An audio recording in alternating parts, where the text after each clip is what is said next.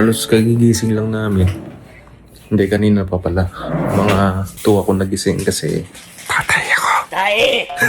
Medyo mahangin ngayon tapos umuulan. Hindi maulan, ambon lang. Pero feeling ko bukas maulan na.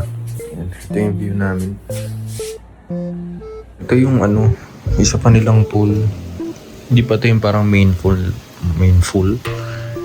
nila. Ito lang yung pool na may mga access, yung mga may rooms, and may mga hagdan sila diretso na sa pool. Pero may isa pang pool doon.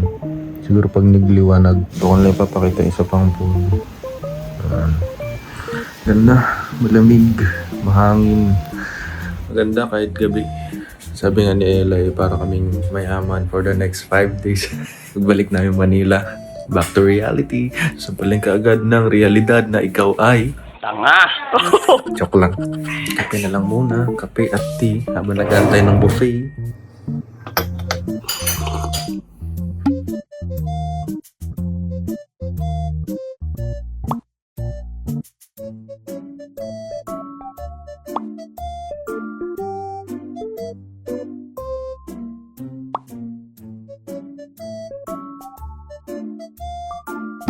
Guess what? Alas 6 na. Lalakad na kami pupuntang buffet. Titignan ko, may mapapakita ko sa inyo pero pag wala, di wala. Wala kasi... Palabas na kami. Medyo malayo nga lang dito yung kainan. Tatayong vlogs ko na lang siguro ito habang naglalakad kami.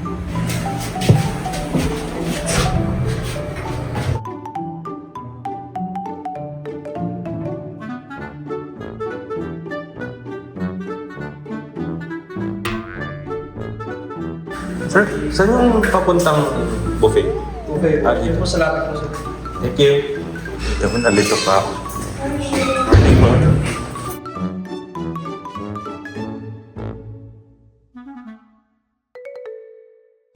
Dito yung pool. Yung isang pool. Medyo malamig na yun, parang uulan. Yan o.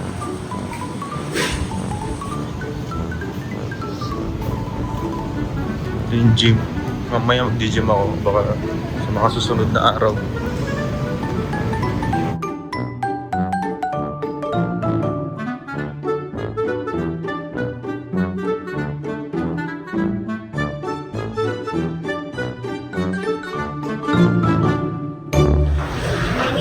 Morning. 245. 245. Okay na po, sir. You will choose a receipt. Okay. Saan tayo? Beside the pool. Dito na lang tayo.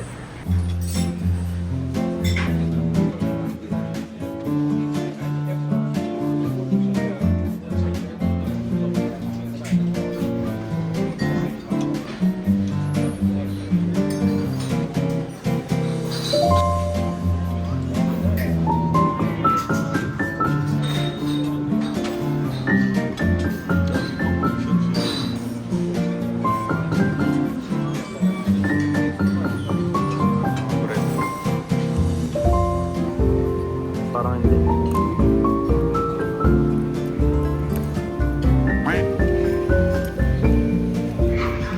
Sarap na ito. Kukuha pa ako, gutom pa ako. Kumuha pa ako. Nag-iiba.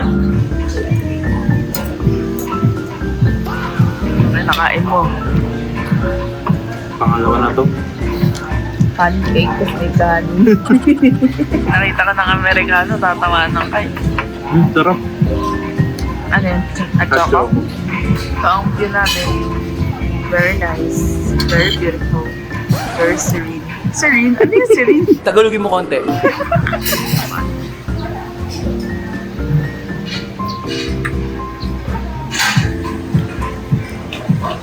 Nakuha yung plato ko.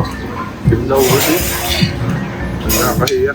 Masarap yung scrambled eggs. Yan ang gusto kong luto ng scrambled eggs. Medyo creamy and not very well done. But very well cooked. May ED. Sasalita mo yun. Ganda ng nila. Ang tawag na? Bar by the pool. 6:30 na. Pero ang araw ay pamabigat. Sana huwag umulan. Pilit ko nga ulan. Suro pa lang ng langit. Ang dami ko kinuha. Masarap yun. Potato kineme with Sana meron ulit bukas. yung nagustuhan ko dito sa Herman. Their staff are very attentive. Kakakuha lang nila ng plato na gamit. Ayaw nila lang may nakatambak sa lamesa na gamit na plato. Baka naman ano rin. Ayaw nga nila na nakapangtulog. Medyo strict sila sa dress code. Bawal ang pantulog dito. Hindi ko pinapreserve nila yung pagiging ang tawag doon? Luxury? Pero may nakita ko kanina hindi siya pantulog pero mukhang galing din sa tulog. Ayaw lang siguro nila may nakikitang Pangit. hindi discriminate sila. Joke lang. Katapos mo kumain dito. Kasi- Napasok ka nga nila eh. Kasi na-offend ako eh. Malaki naman pala yung space nila for sa coffee. Hello, kung sino man po kayo, baka makita po kayo dito. You get what you paid for. Oh my God, I can't say that anymore. Sarap kumain. Titignan ko yung gym. Bukas na yun ng alas 6 eh. Titignan ko lang kung ano itsura kung kulang-kulang ko pwede na mag-gym.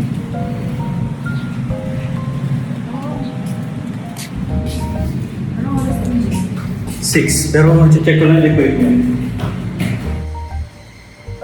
Ayos naman yung gym nila.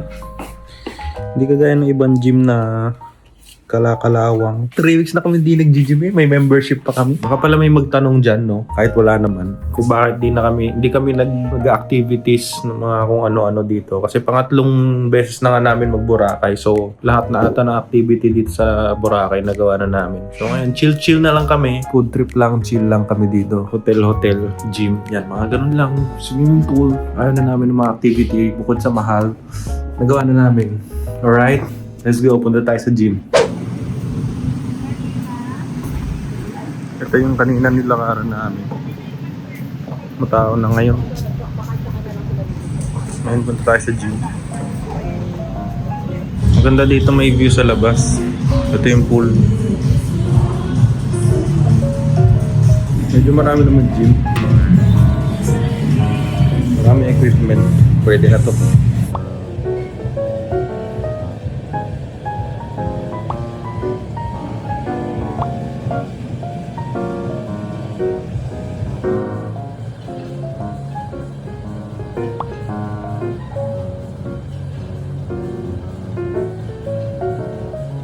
Yan.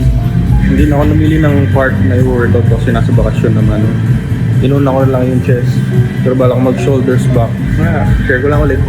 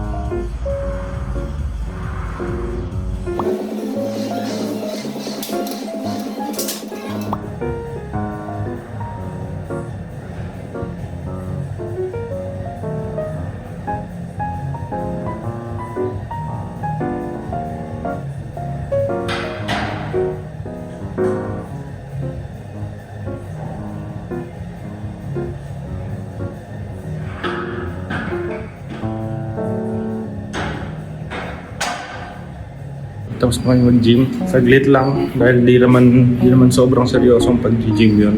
Tsaka dumami bigla yung tao. Okay na rin yun. Hindi ako nakapag-shoulders tuloy. Dito pala kami nag-check-in kung hindi ko pa nababanggit sa inyo.